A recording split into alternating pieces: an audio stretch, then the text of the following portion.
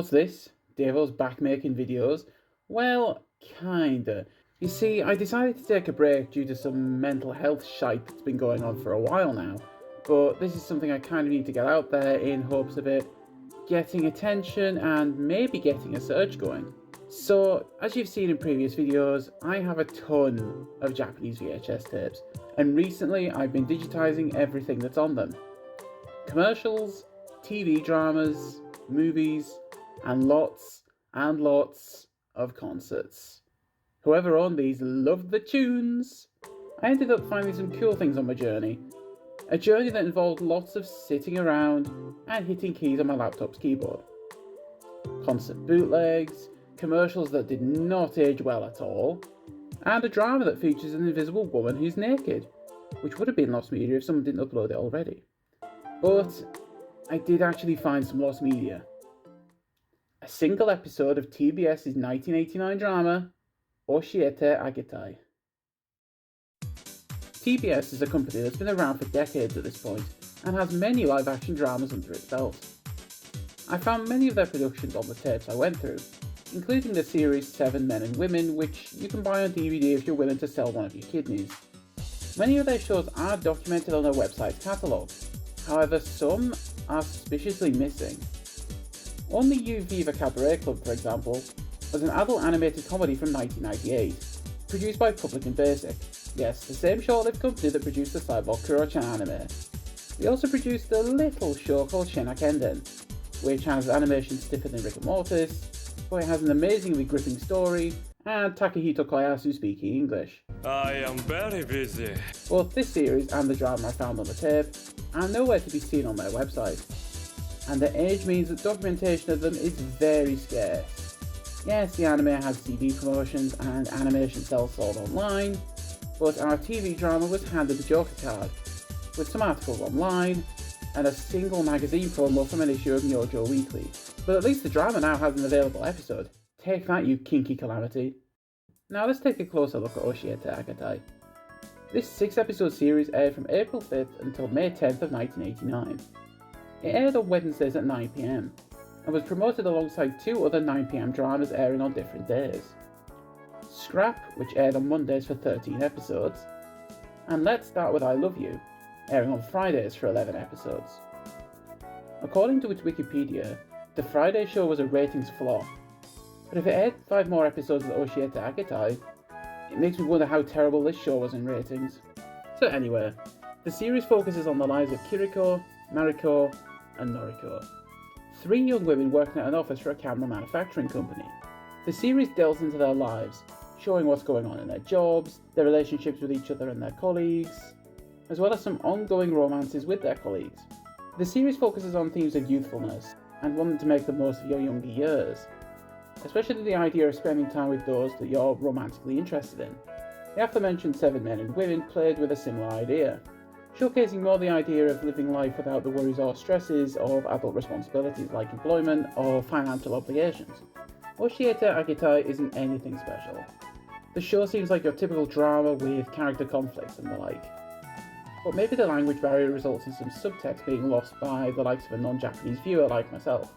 I just want to dive in quickly and just mention the article I shared earlier. It's actually a quote from Shiga Nobuo, who basically said about the show back in 1990, and some of their points basically referred to the idea of like the women in the show were being a little too optimistic and a little too childish, which was, I guess it could have been like a bit outdated. Yeah, shocked at their childish way of life.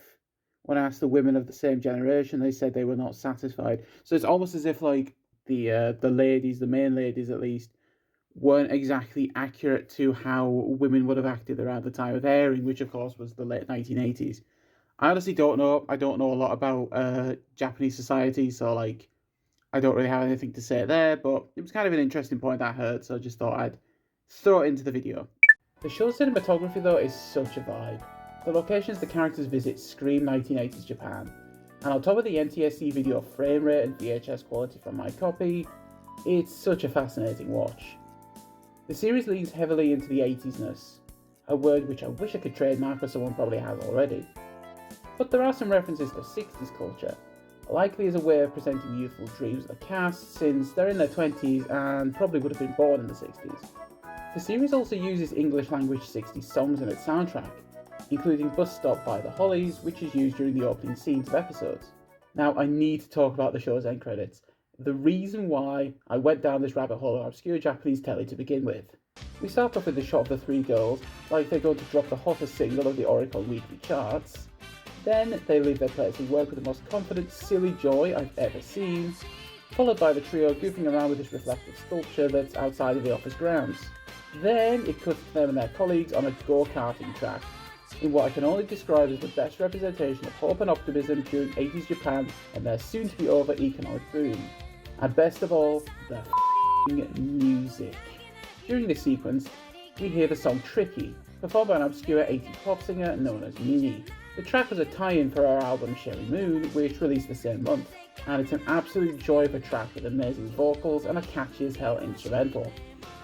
If it wasn't for this amazing song, I would never have found out about the show or the album it's from. Actually, stop watching this video and go listen to the album right freaking now. If you love 80s music or city pop or anything like that, you are going to love this underrated gem. But just as soon as the joy begins, the tragedy must fall.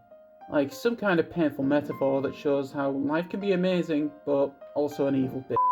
This is a lost media video on a Japanese TV drama. Why the hell am I going so deep? The episode I found was episode 4, and it's the only episode I was able to find across the 90 VHS tapes I spent months digitising.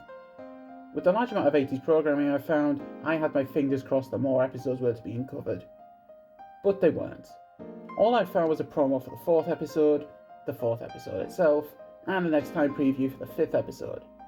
Everything else is currently unavailable online, and could be lost for all we know. Due to the show's lackluster viewership, no home media releases were even considered, and I was unable to find any evidence of rebroadcasts in the 35 years since it first hit the screens of Japanese CRTs. It's possible TBS still owns the master tapes, as in 2014 they rebroadcast the series Scrap, which was promoted alongside Oshiete Agetai. So maybe they have copies collecting dust in a storage room somewhere.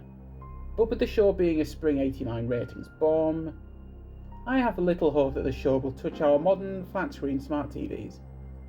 Our only hope is if someone owns old copies of magazines like Myojo Weekly or Japan's Weekly TV Guide published around the 6 weeks Mie Yamaguchi and friends were at work. Wow, so you made it to the end of the video where I ramble on about a 35-year-old TV show that no one gives a shit about. Thank you for sitting through this. But yeah, I think the only thing I do ask is share this video around. Like I say, this show is very obscure. Even in its home country, barely anyone knows about this thing. And the people who probably saw it are probably like maybe, I don't know, 50s or 60s now. So who knows, to be honest, if we'll ever find anything else from this show. It would be really nice.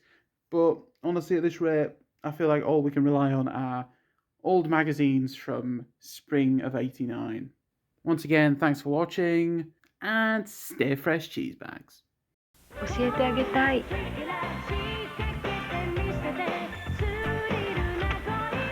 バカにしないで。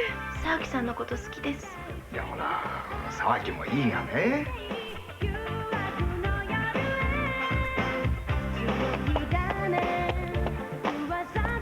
俺なんかあれから大変だったんだから。今夜会ってください。教えてあげたい。お楽しみに。